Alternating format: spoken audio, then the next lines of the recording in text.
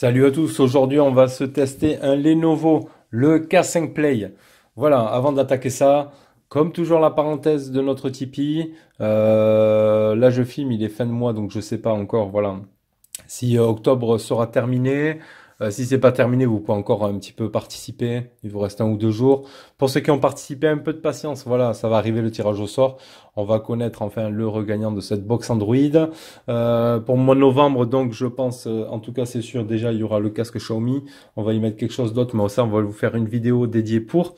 Vous avez le petit lien ici dans la description pour le Tipeee, pour ceux qui viennent d'arriver, qui connaissent pas, qui veulent participer.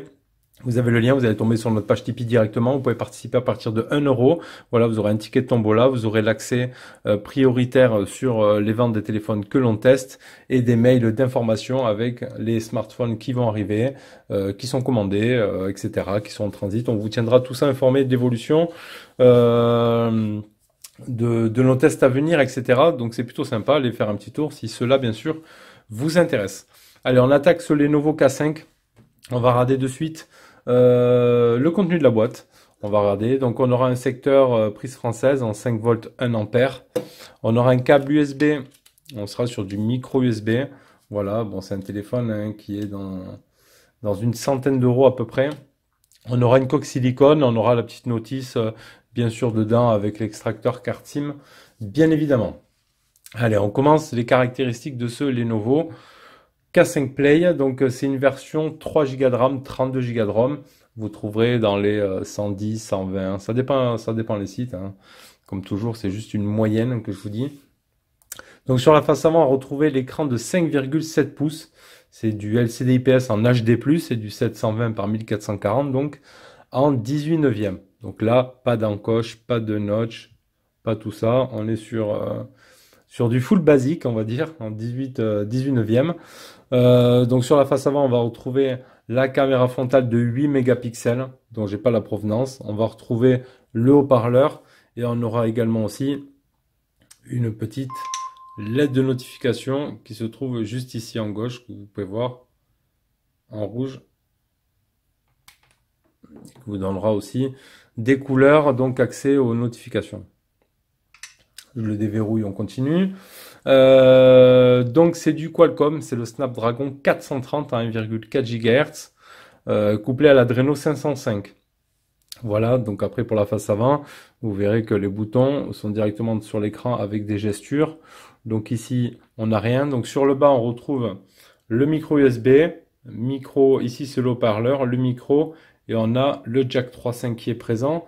Sur la partie gauche du téléphone, on a le tiroir SIM qu'on va sortir, et donc on aura le choix de mettre une nano SIM et carte SD ou 2 nano SIM sans carte SD.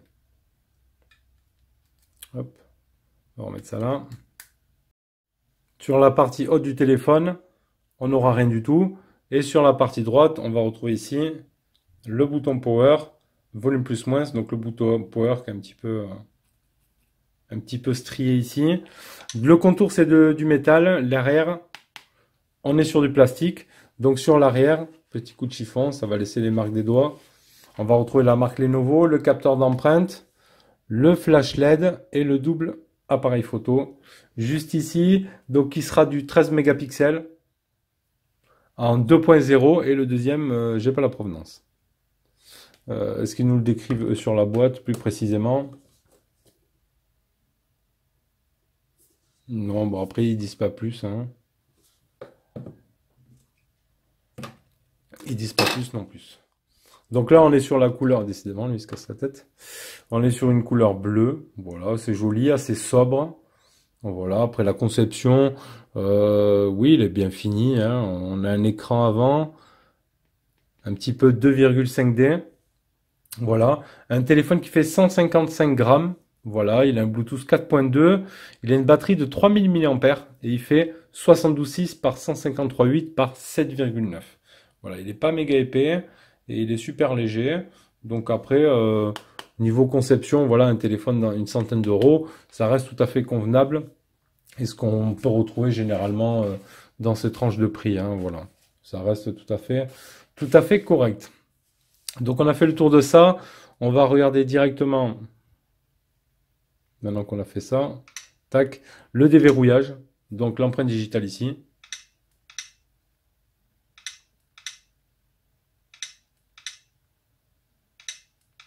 On a vu toujours plus rapide, c'est sûr, mais bon, il a le mérite de bien fonctionner. Sur ça, il n'y a pas de souci. Sur le déverrouillage, donc ajouter une empreinte, verrouillage intelligent, j'ai pas vu de, comment ça s'appelle? De reconnaissance faciale. Alors, peut-être que je l'ai loupé. Application, chiffrement, installation, agent épinglé, programme d'expérience. Moi, j'ai pas vu de reconnaissance faciale dessus. Non, lecteur d'écran, non. Donc, il n'y aura pas. Ici, c'est le capteur d'empreinte, tout simplement, à l'ancienne. Sur les bandes réseau, on n'a pas vu. On est à la B1, B3, B5, B7, B8, 38, 39, 40, 41. Donc, toujours pareil, pas de B20 là-dessus. Allez, on va se jeter un petit coup d'œil à l'écran pour commencer. Donc là, on est en luminosité plein pot. Euh, c'est pas du méga puissant. Voilà. Après, je suis peut-être pas sur un fond d'écran aussi qui va vous donner fond d'écran. Attends, style de l'écran de verrouillage, on s'en fout.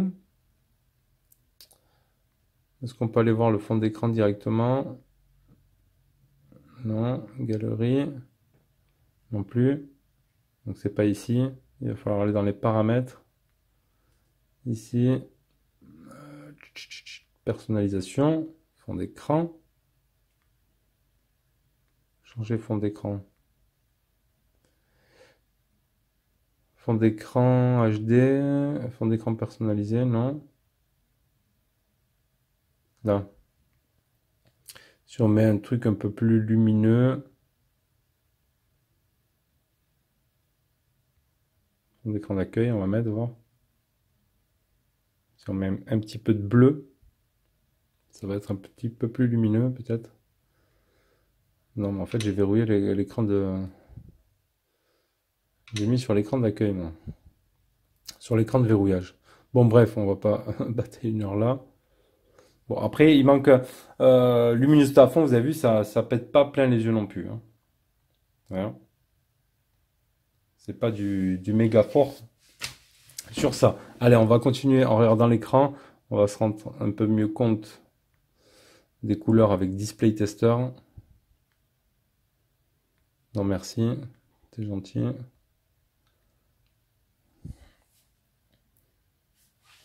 Voilà, là on voit bien que c'est pas super puissant.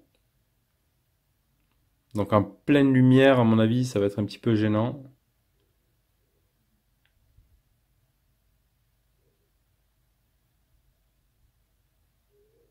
Donc là ici, on va faire retour.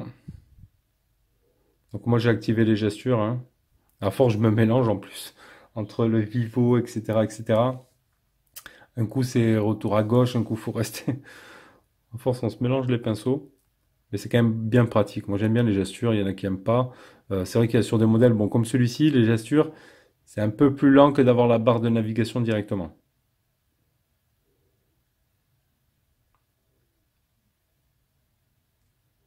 Mais bon, c'est quand même largement utilisable. Les navigations, vous avez vu, il n'y a pas de souci là-dessus. On va aller voir les paramètres de l'écran ici directement aussi. Donc on va repartir dans affichage. Donc on aura l'éclairage nocturne, bien sûr. Voilà, pour le repos des yeux le soir. Ça c'est une bonne option. Luminosité automatique, la taille de la police, la rotation, la veille, toucher 2 fois pour allumer. Donc là on a le double tap. Non? Oui? Oui, non? Toucher 2 fois pour allumer l'écran. Oui? Ah voilà, c'est bon. Il est là. Il fonctionne. Donc voilà en ce qui concerne l'écran. On va se regarder l'OTG. Donc le téléphone fait bien OTG. Ça aussi, bonne nouvelle, c'est bon. C'est déjà une bonne chose aussi à ce niveau-là. Alors, on va regarder la ROM, donc la version d'Android. Hop, on déverrouille. Après, je peux accéder. Non, on peut pas accéder aux paramètres ici parce qu'il n'y a pas le centre de notification ici. Donc, sur la gauche, on aura le multitâche. Sur la droite, le centre de contrôle. Et ici, ça sera le retour. Hop. On va aller dans paramètres. À propos du téléphone, donc 3 Go de RAM, on est sur Android 8.00. Voilà, le modèle du Lenovo exactement, c'est le L38011. Pour être tout à fait exact. Le système, on a les mises à jour OTA. Donc j'ai eu une mise à jour dessus. Je vais vous montrer de suite après dans la capture d'écran. Voilà, le téléphone est à jour. J'ai eu une mise à jour. Donc on va regarder dans Galerie, dans Album, dans les captures. Je l'ai mise ici. Donc c'était un fixe pour WhatsApp, a priori. Plus solver les problèmes de WhatsApp de transmission des photos. Donc ça, voilà. Donc il y a quand même un suivi là-dessus. C'est plutôt pas mal. Donc on quitte là. Oui, je peux faire le multitâche là. Tac, mes paramètres. Donc la ROM assez complète aussi. Tout est rangé aussi par catégorie. On va avoir le réseau et Internet ici, le hotspot, le VPN, etc. Le partage de connexion.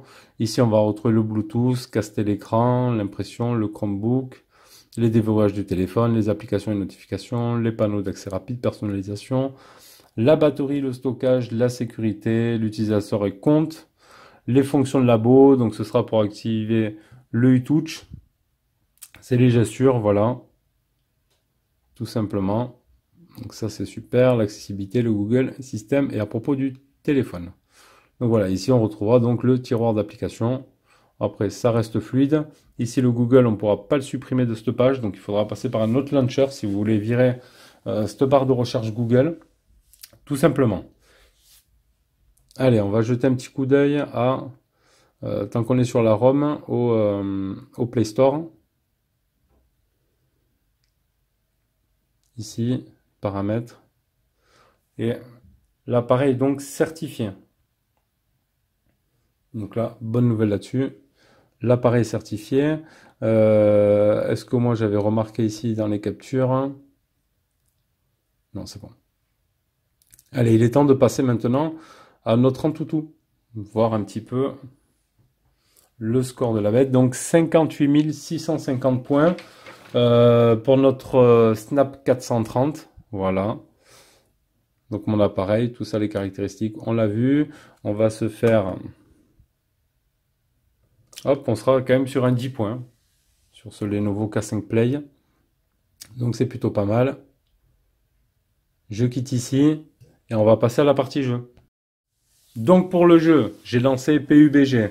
Donc en mode de définition, on sera sur le mode équilibré avec résolution qualité moyenne. Voilà les deux options que vous voyez ici sur le côté en vidéo. Donc le jeu tourne, fonctionne. On voit dans le début de vidéo là, du test du jeu, quand même à un moment donné un bon ralentissement, un lag. Donc j'étais en train de courir. Ça bouge plus, pouf, ça part, donc des petits lags, donc c'est voilà, on est sur un Snap 430, donc ce sera vraiment pas fait, je pense, pour faire du PUBG. Vous préférez tourner d'autres jeux, très certainement moins gourmands, voilà, que ça, mais bon, on monte celui-ci, au moins ça montre un petit peu les capacités du téléphone à réagir avec des jeux comme ceci, mais bon, d'autres jeux passeront sans aucun problème là-dessus.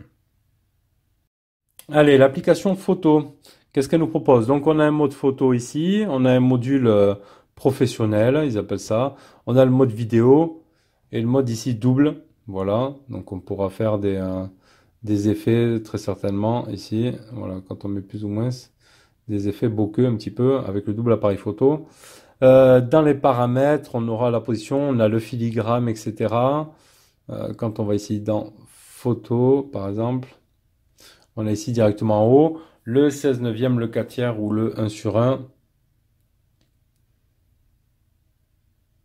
Donc ici 16 neuvième, le retardateur, l'HDR, le flash. Et dans les paramètres, pareil, son de la caméra, filigrane, les grilles, les positions. Il nous donne pas en fait le choix de la qualité de l'appareil photo. Ici, on va avoir les filtres, tout simplement. Ici, on a accès directement donc au zoom x1. Voilà. Donc ça, c'est l'option de l'appareil photo. Vous allez voir qu'il fait des photos. Bon, c'est pas du spectaculaire, hein. Il y a des photos qui sont... Il faut s'y reprendre à une ou deux fois un petit peu pour que ce soit correct. Après, on vous laisse en juger par vous-même et on vous mettra d'ailleurs, comme toujours, toutes les photos sur notre page Facebook. Vous pouvez les retrouver. Ça vous permettra de les voir, de pouvoir sur le téléphone de pouvoir zoomer, de voir un petit peu les défauts ou non sur les tests et sur les photos de tous les téléphones donc que l'on vous propose. Allez, je vous mets de suite les photos de ce pardon, K5 Play.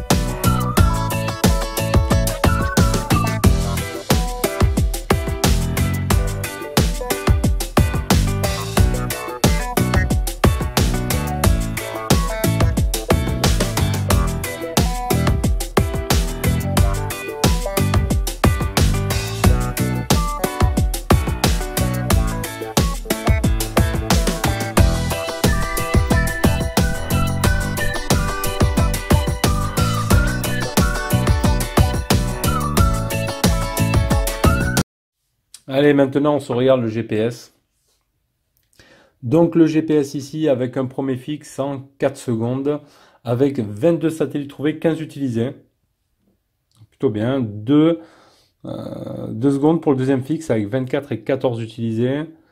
Et ici un Maps, on voit qu'il fonctionne sans aucun souci. Tant que j'y suis, je regarde dans les captures si j'ai rien oublié. Non, après ça va être sur la partie autonomie et ça on verra à la fin.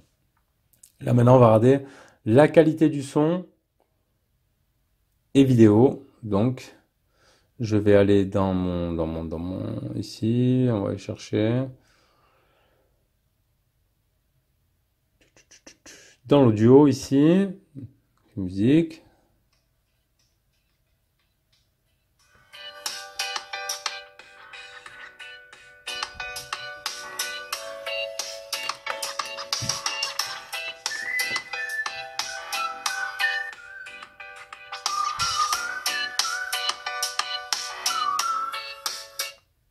Il n'y a pas de basse, mais ça sature pas. Voilà, hein, c'est pas méga puissant. Hop, on va se tester en jack voir un petit peu.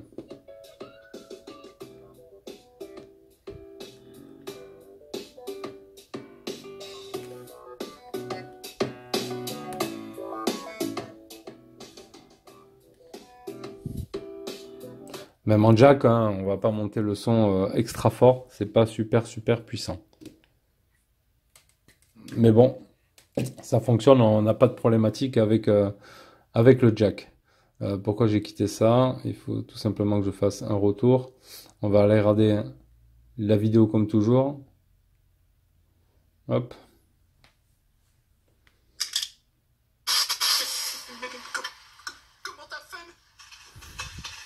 Alors, est-ce qu'on a des options ici? Non, dans le lecteur vidéo principal, on n'a pas d'option de plein écran vote.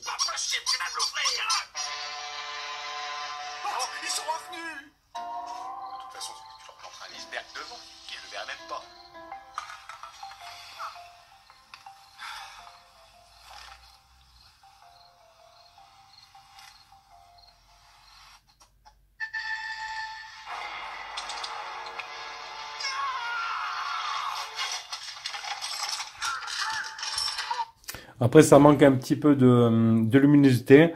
On a tendance à vouloir aller régler un peu plus, mais on est déjà à fond. Voilà, ça manque un petit peu, comme je vous le disais dans la partie écran, ça manque un petit peu de peps en termes de luminosité. Je trouve ça un petit peu foncé quand même, hein, ça manque.